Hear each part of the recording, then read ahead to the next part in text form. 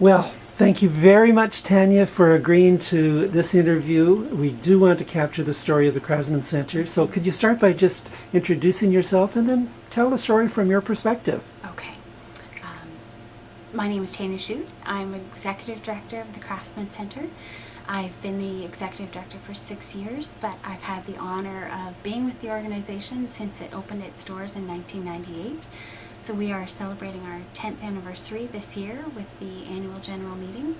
And it's quite a story with the Krasman Centre from where we started to where we are now. Right now we're in the expanded location of our Richmond Hill site. We originally started with this very small little storefront, and we were able to expand our services and our program area here. But we were also invited by the Central Inn and lucky enough to have been transferred an Alliston site as well. So in our 10th year we doubled and added another site, which is quite spectacular, I think, for a little consumer survivor initiative. Consumer survivor initiatives, for those who don't know, are organizations that are governed and staffed and led by the service user or psychiatric survivor movement, where people who have mental health issues and challenges then run these organizations and these services for other people with mental health challenges or mental health labels. So it's not a traditional organization. In fact, it's quite the opposite. It's quite alternative and radical, and I like to think that we're on the path of change for a lot of organizations and a lot of social services that incorporate more the voices and the services of people who have the lived experience of the organization's mandate.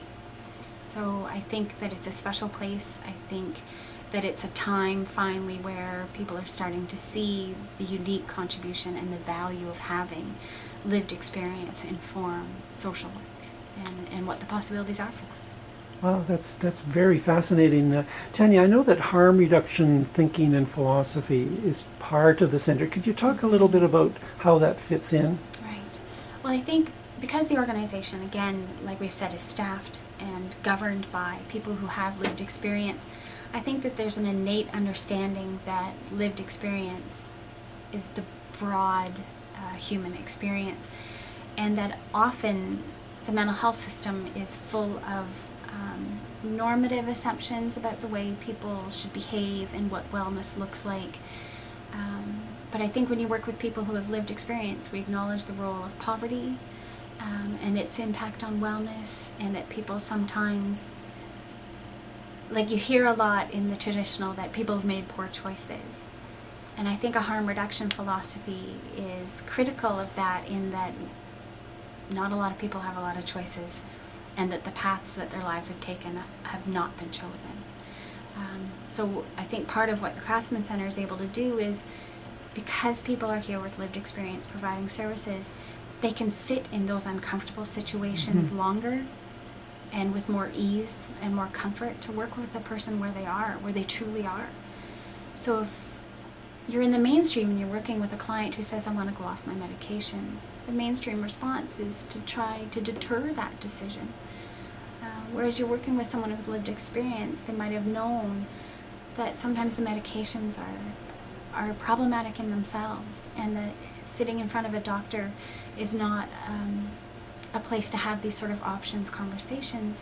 And so the staff here will work with you around the information that you need to make those choices, and that when you do make those choices, you have the right, like any other human being, at 1,000 failures, and that will still be here. But I think it's a reality of that there's no recovery where there's coercion, and that there's no recovery where you're living someone else's values. And so a harm reduction approach to me means sitting with that person's values and finding your way of working, as opposed to sitting across from someone and saying, this is how we work. And making judgments on their behalf at times. Absolutely. Too. And a lot of those judgments are based on normative stuff. Sure. Things maybe we haven't examined as workers. Some choices, sure, that people make in the face of addictions or homelessness, maybe we wouldn't make. But how does that figure into the service? shouldn't. In fact, we should be free from all of those normative assumptions. And I think that's what's successful here. I think people respond to that. I think when people walked in and meet people with lived experience, there's the opportunity for trust. It doesn't mean trust is given freely. I mean, we work with a population of people in a community that is very raw, that probably have large trust issues, and justifiably so. Sometimes the rights are taken away from them in the name of mental health. Sometimes external authority has told them what their wellness is and what it should look like and how to get there. And if people don't have the right to exercise their civil liberties, even if those, I mean, free agency is free agency, even if it leads to harm. If people don't have free agency, that's not recovery. Okay. And so the staff here still have to earn that trust. But I think that the power is more level in an organization like this. Oh, that's just great, Tanya. Thanks for sharing that great examples of harm reduction at the Krasman Centre. I'm interested to hear your view of the future for the Krasman Centre, and possibly maybe touch on a few of the current initiatives that are happening at the centre now, and maybe what you'd like to see happen, say 5 years or so down the road. Right. Well, there's a lot of, I guess once you get more known in the community and sort of build your credibility as a reputable social service, a lot of people want you to do a lot of things, and I think a lot of people have great ideas. I think the people that use our services want to see us have a large influence on how other social services are run. And that there's people that work in the organization that have held very high level training positions before.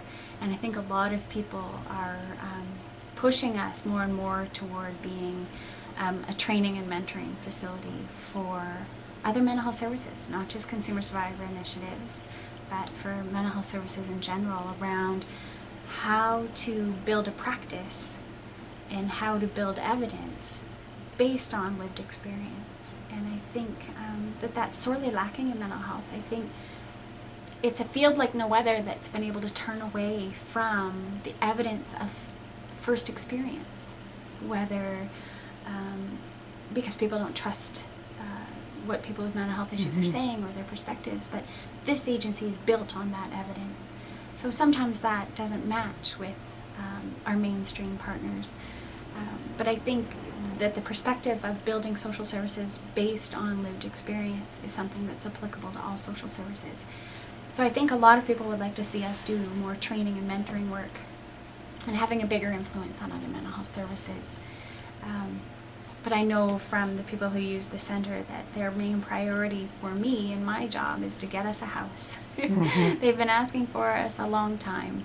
So I think in the next 5 years, I would like to see us in a beautiful old home with lots of green space, maybe some places where people could stay overnight or stay for short term, because I think that what peer support has to offer is limitless. And you're only really bound by whatever funding structure you're in.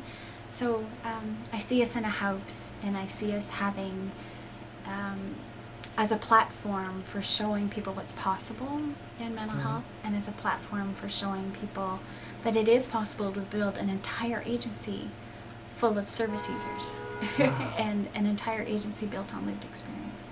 That's a terrifically exciting vision you have, Tanya.